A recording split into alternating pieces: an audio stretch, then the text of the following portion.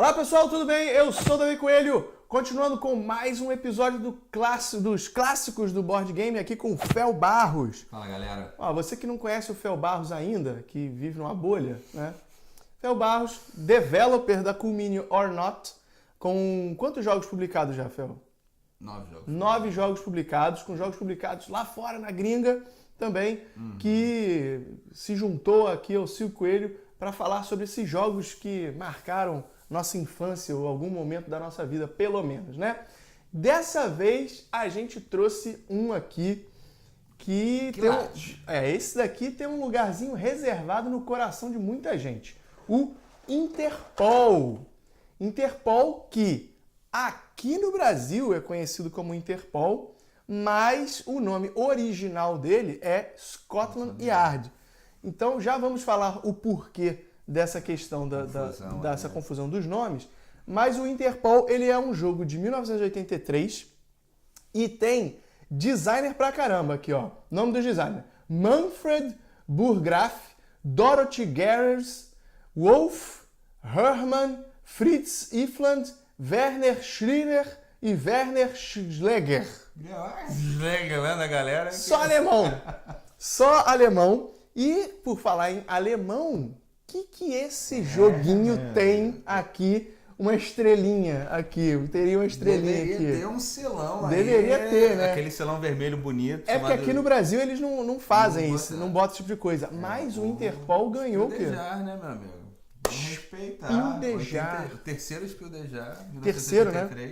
Então, Spildejar de 83, que o Interpol ganhou com o nome Scotland Yard. Fel, por que o nome de Interpol aqui no Brasil? Então, é uma história boa, né? Porque o que aconteceu? Saiu nos Estados Unidos o Baker Street. 221B. 221B Baker Street, que é o endereço do Sherlock Holmes. Sherlock Holmes. Antes do Interpol. 1970, alguma coisa. Tem a data aqui. E que veio pro Brasil... 75. 75, veio pro Brasil com o nome de quê? Scotland Yard. Scotland Yard. A Grow trouxe o jogo Exatamente. Baker Street pro Brasil e resolveu dar o nome de Scotland Yard. Talvez pela proximidade. Até eu acho que a dificuldade também de você falar 221B Baker Street para você vender um jogo é ruim. É um nome ruim, embora seja o nome do endereço do Sherlock Holmes. O jogo poderia se chamar Sherlock Holmes, não sei. Talvez eles não tivessem o direito, né? Mas para trazer um jogo para cá com esse nome, o nome é ruim. Então eles mudaram para Scotland Yard. Que é um bom nome. Que é um bom nome. Embora não faça muito sentido, porque o Sherlock Holmes é um consultor, né? É um consultor, ele não faz parte da Scotland Yard. Mas depois fizeram em 83. Passam uns anos, criam o Scotland Yard. A Grow vai trazer o Scotland Yard. Já tem um jogo chamado Scotland Yard. E agora? O que a gente faz? Cria o nome Interpol. Que é um bom nome. Que também é um bom nome. Faz mais sentido o Interpol nesse jogo do que o Scotland Yard no outro jogo. Mas é aquela coisa do nitpick, né? Aquela, assim, de, tipo, que eu usei a fantasia do pastafariano e o pessoal foi falar que o macarrão que eu tava usando não era o certo, entendeu? É isso. Ah, não! Não é cânone. Pensa que porque o Sherlock, na verdade, eu sou um consultor. Não. A relação dele com a Scotland Yard é uma das pontos altos da literatura. Não precisa. E aí, quando você for ver a lista, então, de vencedores do Spildejar e ver lá Scotland Yard, não é o nosso Scotland Yard, é o essa belezinha aqui. Interpol. Cara, que moral, hein? Tu, em 1983, tu meteu um Spildejar no bolso, olha só. Não é pra qualquer um. Tamo muito bem. E esse jogo aqui, cara, eu vou te falar, eu joguei muito esse jogo na década de 80, era um dos meus jogos favoritos, muito pela questão da assimetria. Vamos explicar o jogo. Vamos explicar o jogo. O que é o Interpol, Fel? O que a gente faz nesse jogo? O Interpol, basicamente, ele tem uma coisa que é muito única nele, né? Que é o que a gente chama de um contra todos. Né? Que um jogador é o Mr. X, que está se escondendo, né? Fugindo e tal. E os outros todos os jogadores jogam juntos para tentar encontrar o Mr. X. Então, nesse jogo, efetivamente, temos a mecânica de partnership. Então, mecânicas usadas aqui no Interpol, que eu separei aqui. Tá aqui. Partnership, que lá no War a gente falou de partnership Cadê? será? Nesse você tem Esse- partnership. é. Você tem point-to-point movement, então o movimento ponto a ponto, que é o movimento de todos os jogadores no tabuleiro. E o Secret Unit Deployment, que é a colocação de elemento secreto, né? Onde o Mr. X... Como o Mr. X anda, né? Isso. Ele vai andando pelo mapa. E o movimento, o que acontece? O Mr. X tem esse quadrinho aqui, em que ele anota o lugar inicial dele, ele escolhe onde ele quer começar, e ele anota aqui. E ele pode se movimentar de táxi, ônibus e metrô pelo tabuleiro, e aí ele pega a ficha referente ao meio de transporte que ele está usando, coloca aqui tampando o lugar onde ele estava e anota o novo lugar onde ele está. E de rodadas em rodadas, ele precisa revelar para os jogadores aonde ele está. E os jogadores têm que ir caçando esse cara. E aí usando também fichas de transporte e tal, para conseguir achar o Mr. X e cair, pelo menos um jogador cair no mesmo lugar que ele, e aí ganhando a partida do lado dos Interpol, né? Se o Mr. X chegar e revelar esse lugar aqui, ele ganha o jogo. Exatamente. Então, basicamente é isso. Eu joguei demais esse jogo, gostava muito dessa questão aí da assimetria dele. E é legal que o jogo ele vinha com uma viseira. Você não vê onde... Claro, porque você, inclusive nos jogos que a gente vai comentar aqui daqui a pouco, que são similares a esse, você não tem esse recurso. Então você tem que... O teu personagem está aqui desse lado do tabuleiro. Você tem que dar aquela fintada, olhar pra cá, Veja bem. olhar pra cá, olhar pra cá. O Interpol, tu metia a viseira aqui e... Cavaleiro. Tranquilão, cara. Olhava pro tabuleiro todo, tranquilo. Tranquilo. Então isso é muito legal, né? Essa questão é um polícia ladrão, né? Exatamente. Polícia ladrão. É muito bem feito. Muito bem feito o jogo. Muito inteligente. A forma como eles fizeram a exposição dos números e a restrição de movimentação, né? Sim. Que você tem que usar. E ele tem o flavor do movimento, porque o táxi, por exemplo, ele se movimenta. Vou mostrar aqui o tabuleiro, ele tem várias bolinhas, né? O táxi, ele se movimenta de qualquer bolinha para qualquer bolinha. Já o ônibus, ele tem pontos. Tem a linha dele, né? Então você tem que ir um pouco mais distante e tal. E o metrô, ele tem a capilaridade boa, mas também tem os pontos e tal. Então, muito interessante essa forma como eles fizeram a movimentação. E existem as versões modernas, né? Claro. Do Interpol. O que tem aí? Ele saiu em 2009, eu acho, pela Ravensburg. Eles deram uma atualizada no jogo, né? Botaram uns poderes especiais. Mantiveram bastante do jogo, mas foi a reimplementação do Spiel des Jahres 83, com os mesmos direitos e tal. E depois vieram os jogos... Em 87 já, na verdade. Em teve 87 veio o Fear of Drácula. É verdade, o Fear of Drácula de 87. É de 87, na verdade, a gente já está na terceira edição do Fear of Drácula, que foi lançado em 2015, mas ele é 4 anos depois. O cara nem esperou muito para copiar. Não, cara, porque ele é fez uma coisa muito inovadora. Exatamente, é de 2009, Mr. X mesmo. Tanto os dois, eu acho que expoentes disso são o Fear of Drácula e o Whitechapel. O Letters of Whitechapel. Que tem o Last Friday que saiu, mas não teve tanta exposição. E o Whitechapel eu acho que vai ser relançado, vai ter uma nova edição aí em breve. Mas assim, é bacana você comparar, né? O que o Interpol fez e o que os outros dois fizeram em cima da base que o Interpol te deu. O Interpol é um jogo de dedução, basicamente, né? Tipo, você vê onde o cara tá e aí você... É aquela coisa por eliminação, né? Tipo, não, se ele estava no 86 e usou um metrô, usou não sei o que, ele pode estar aqui ou aqui. Aqui. E aí você divide o time, né?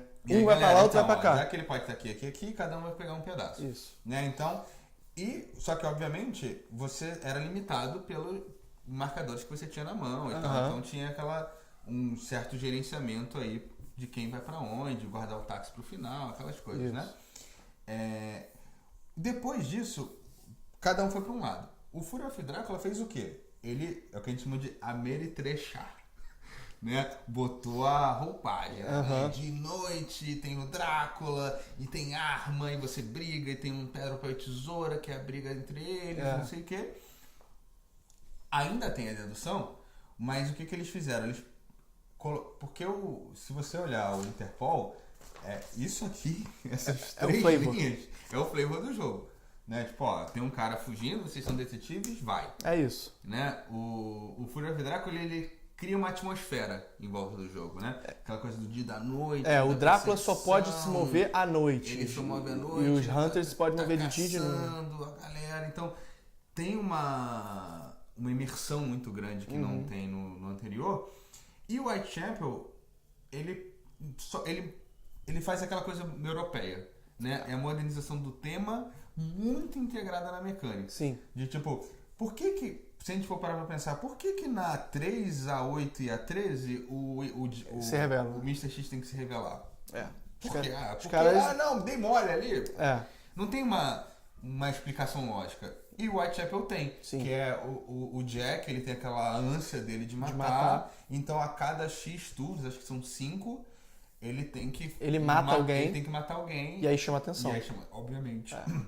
Na verdade, é assim, ele mata alguém, a gente sabe que foi ele, a gente não vê o Jack. Não vê. A gente sabe que aconteceu um homicídio Isso. com característica do Jack. Então você fala, ele esteve aqui. Exato. Então isso tá muito mais dentro do tema da parada do que simplesmente Ó, na Apareci. Da 3, ele Oi! Opa, e aí, galera, beleza? Pegou o táxi, uhul! Opa, galera, ó, tô aqui, hein? Tô te dando a moral aqui pra não ficar difícil pra você. Sim. Então, o Whitechapel, de uma forma muito inteligente, né, muito integrado ao tema, mas usando, tem uma coisa da a mesma numeração, coisa, tem...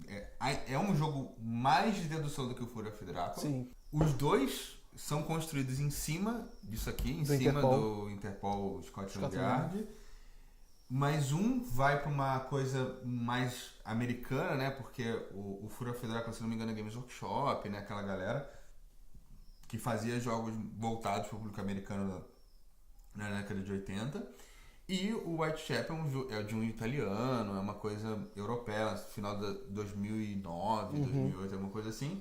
Que é aquela coisa de vamos entregar o tema, vamos criar aquela atmosfera de Jack Stripador e né, a Inglaterra. O próprio tema né? já é o europeu, tema né? já é bem europeu, então. Mas os dois em cima da... O Interpol é como se fosse a fundação. Sim. E daí a galera Vem outras coisas. em cima, né? Sim. Um para um lado mais euro, outro para o lado mais Ameritrash. Bom, então já temos versões novas, embora, vou te falar, se quiser jogar hoje... Esse não tem... Esse É na esse pegada, é o combate. na pegada do combate. Na pegada do Exatamente. combate que a gente falou. Se você quiser jogar o combate hoje, se você quiser jogar o Interpol hoje, joga. Porque vai ser bom da forma como os jogos atuais são bons. É mais simples.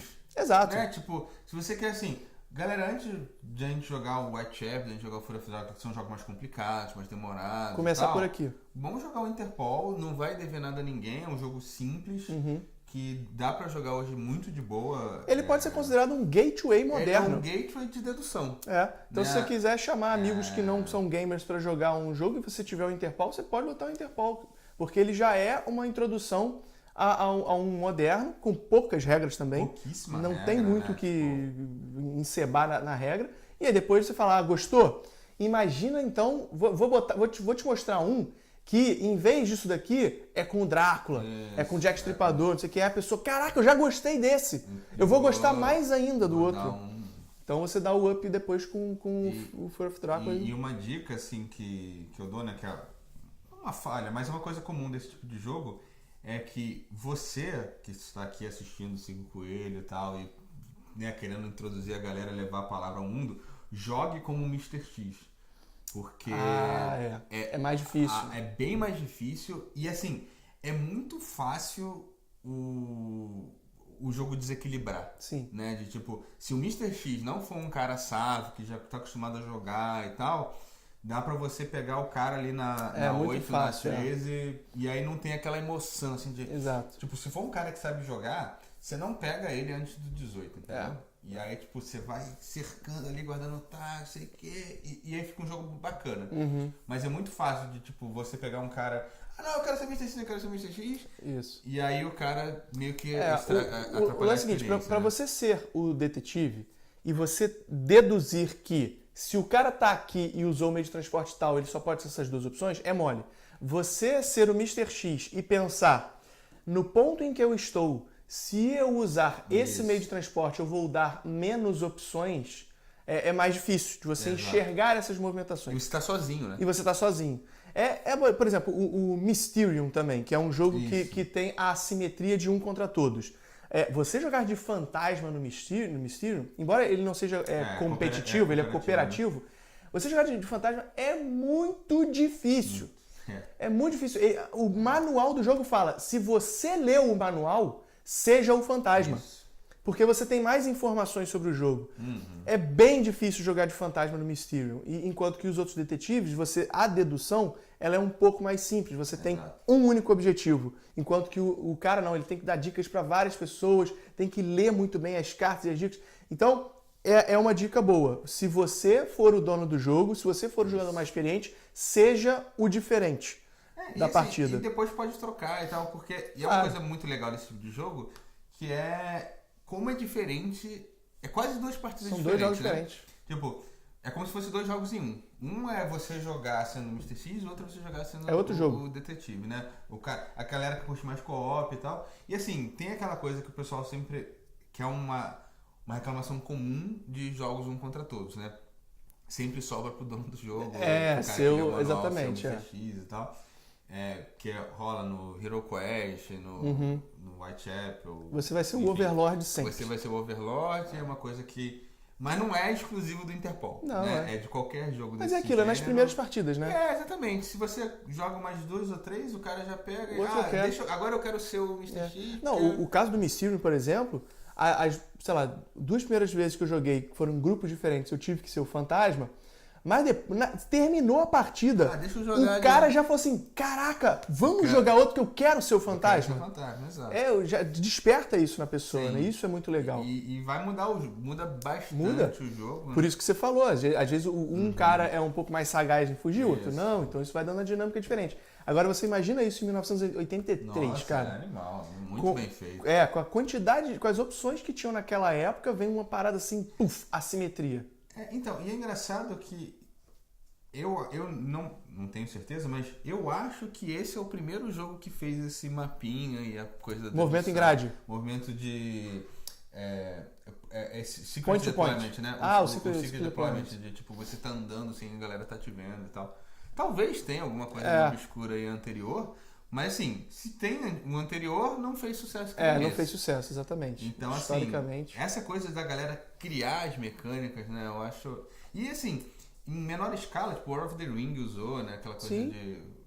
A galera, essa mecânica de andar em segredo, de Fog of War, né, isso tudo é uma coisa que é muito... Esse jogo ele tem muita influência, sabe? Então, que é aquela coisa que a gente estava falando no combate, né? Se você trabalha gosta de game design, tem interesse, esses jogos antigos, ele vale a pena você estudar para você ver o que é o cru. Exatamente. Né? Sem sem camadas da onde em veio, cima, né? A origem, da onde veio a origem, aquela coisa de... isso, porque hoje, se você pegar um jogo muito moderno, primeiro que você vai ter cerca de 4 ou 5 mecânicas sendo utilizadas ao mesmo tempo, com várias coisas por cima, meio que amenizando a mecânica. A gente comentou no War que os momentos épicos são simplesmente rolagens de dados, porque é muito cru. Hoje em dia tem coisas que colocam o storytelling em cima, o flavor, para disfarçar isso e dar um pouco mais de sabor e imersão na mecânica. E isso que o Fel tá falando é isso, assim, você voltar às origens da mecânica, você consegue ter uma noção de como implementar isso, e depois você vai jogando camadas de contexto por cima. E é uma discussão bacana, porque assim, é aquela coisa do tipo, o quanto a imaginação era uma coisa mais explorada na década de 80, né? Do tipo, hoje como você é muito bombardeado de informação, de TV, etc., a gente precisa alguém levando o flavor pra gente. Né? Tipo, imagino que a gente quando era mais novo, né? Tipo, a gente jogava um negócio, a gente mesmo chegava e... Caraca, ele pegou e ele deve ter um táxi. Isso. E hoje já é aquela coisa de tipo... né, a galera tá lendo menos, muita internet, muita informação, muita coisa mastigada. Se não vem, por exemplo, vem um parágrafo de flavor ali. Se não vem um livro assim explicando o porquê da coisa. E o que carretinha de o que essa aqui fez e qual a historinha de cada um. Quem é meu personagem? Meu personagem é um peão preto. Não, hoje em dia você já tem uma cartinha, às vezes com poderes. Esse cara, essa aqui é a Elizabeth, esse aqui é o John, esse aqui é o... Entendeu? Então, a gente precisa de mais hoje, né? Tipo, antigamente aquela galera tinha o mídia e ia enxertando a criatividade por conta própria, né? Sim. Bom, bem diferente. Muito bom. Acho que falamos bastante coisa aqui sobre o Interpol.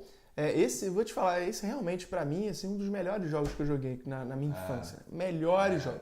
É muito bom. Ele fica na frente de muitos jogos. Tem muitos jogos que marcaram. O jogo da vida pra mim ele é emblemático. Acho que foi, se não me engano, meu primeiro jogo.